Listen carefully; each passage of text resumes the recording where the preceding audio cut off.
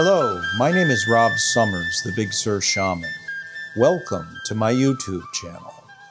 I would like to share with you the shamanic traditions from the Incas for your personal healing and the healing of the world.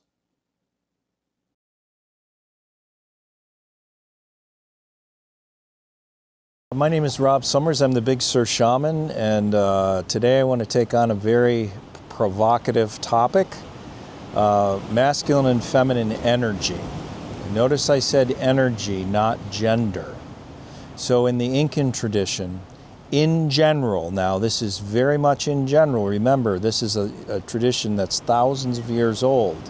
In general, we are born 70% the energy of our gender, 30% the energy of the other, and with a lot of hard work, we try to come into balance 50-50. Okay, so that masculine and feminine energy is elemental. It is beyond any human story that we make up about it. It's like gravity. I could make up a story that I could climb to the top of a mountain and flap my wings really hard and jump off, and I would still die. Masculine and feminine energy is like that. We can make up any story we want, but there is basic truth to it, like gravity. The basic truth is that these energies are complementary, both within us and without us. So they're complementary with us in partnership, but they're also complementary within ourselves. And we have to learn to balance those two forces.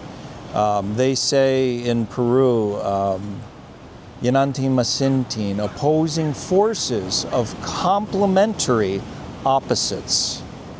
And if we just go on automatic pilot, those forces are naturally going to operate in opposition, and we're going to bang our heads against each other. If we choose to have a spiritual partnership, then we can choose to be complementary. We have to choose that. Now, in the Incan tradition, the feminine energy holds love and wisdom. The feminine energy is being. The feminine energy lives here, eros, in the heart.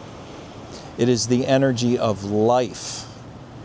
The masculine energy is here, logos, logic, reason. It is the doing. It is the thing that puts down his head, drives forward, and builds existence.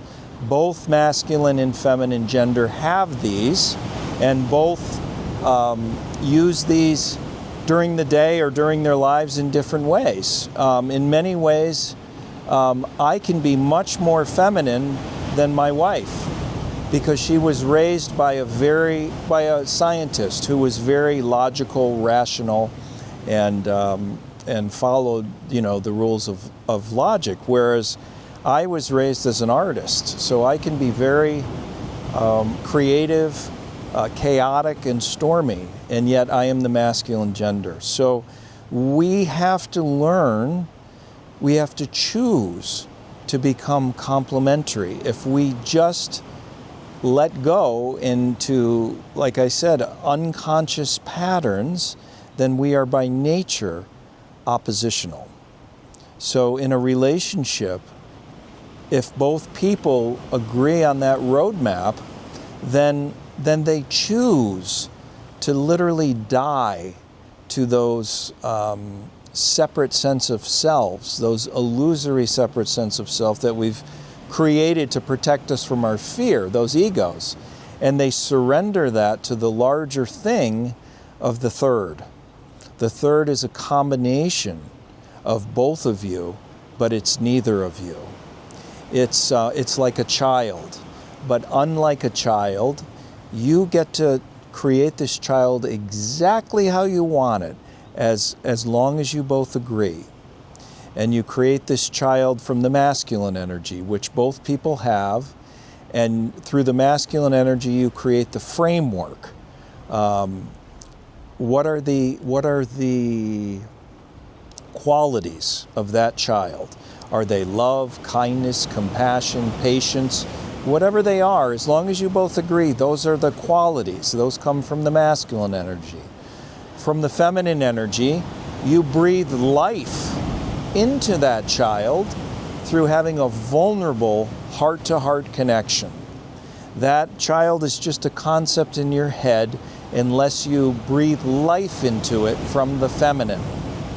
And finally, you need to create a ritual, some kind of a ritual every day where you commit to connecting from a vulnerable heart. That's the way this third is fed.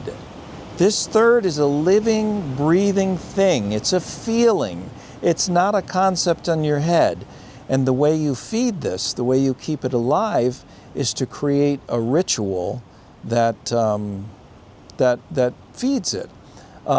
I wrote in my book, Shemergence, my wife and I's ritual.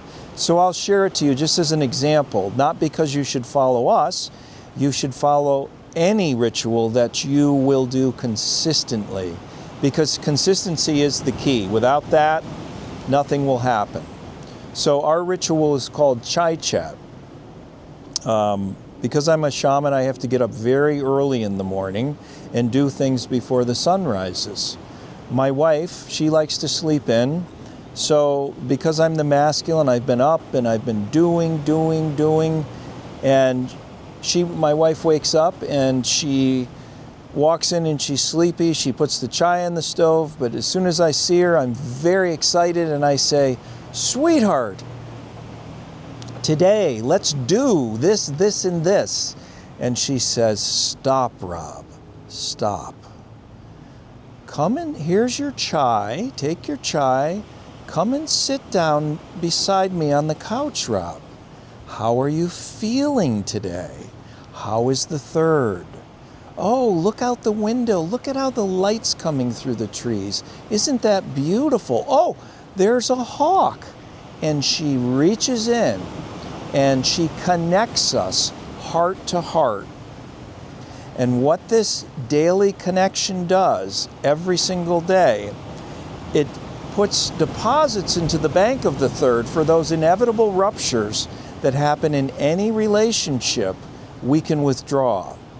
So if I'm mad at my wife, she'll literally say to me, "Rob, I don't feel the third right now, but I know it's there, so I'm going to come in and I'm going to hug the grizzly, because I might be going, brrr," and she doesn't buy that. She comes in and she gives me a hug and she says, "It's okay, you're safe, I love you, what do you need?"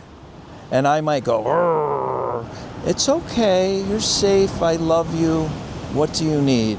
And then I'll just go, "Oh," and then I'll calm down and we'll figure out what exactly is at the bottom of my anger, which inevitably is a feeling of fear, insecurity, or disconnection.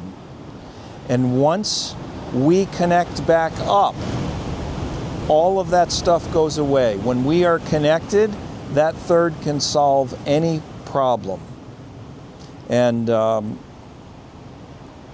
we have to always understand that we are complements, not twins.